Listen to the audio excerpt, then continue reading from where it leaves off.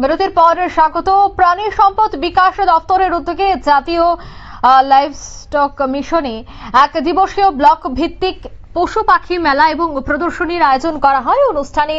অনুষ্ঠানটি হয় মধ্য বিজয়নগর অঙ্গনওয়াড়ি স্কুল মাঠে। উদ্বোধক হিসেবে উপস্থিত ছিলেন বিদ্যুৎ, কৃষি এবং কৃষক কল্যাণ দপ্তরের মন্ত্রী রতনলাল নাথ, ছিলেন পশুপালন দপ্তরের অধিকর্তা এবং সম অধিকর্তা, পশ্চিম জেলা সভাপতি বিশ্বজিৎ শীল সহ অন্যান্যরা।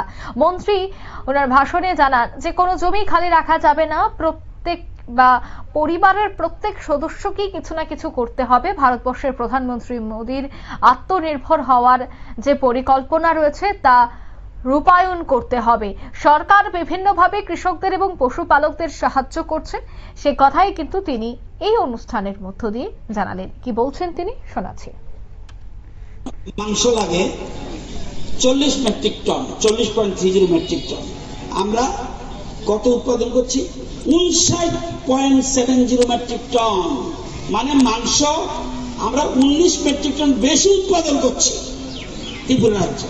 এটা মাংসে আমরা, কিন্তু আমরা ডিমে এবং দুধে একটু পিছিয়ে আছি। যদিও দুধের ক্ষেত্রে আমরা নর্থ ইস্টের মধ্যে ফার্স্ট, কিন্তু আমাদের দিন দিন এটাকে বৃদ্ধি করছে, ক্রমশ বৃদ্ধি হচ্ছে।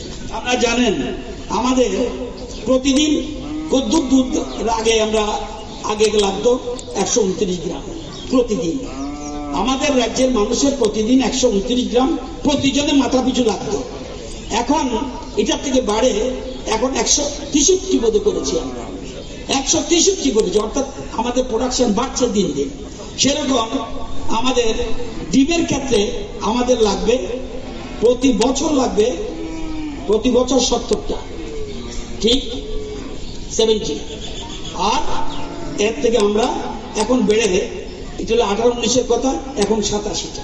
আমরা দিন দিন বাড়ছে। আপনারা শুনলেন মন্ত্রীর বক্তব্য। তিনি বেশ কিছু বিষয় নিয়ে আলোচনা করেছেন। পশুপালন দপ্তরের অধিকর্তাও এই বিষয়টা নিয়ে কথা বলেন। তিনি জানান এই মেলা বর্তমান সরকারের একটি নজিরবিহীন সিদ্ধান্ত। রাজ্যের প্রত্যেকটি ব্লকে এই ধরনের পশু মেলা এবং প্রদর্শনী করা হবে। এর মাধ্যমে যে পুরস্কার বিতরণী ব্যবস্থা করা হয়েছে সেটার মাধ্যমে পশুপালকদের উদ্বুদ্ধ করাই হচ্ছে মূল উদ্দেশ্য। নিয়ে নিচ্ছে এই মুহূর্তে ছোট্ট একটি বিজ্ঞাপন বিরতি, সঙ্গে থাকুন।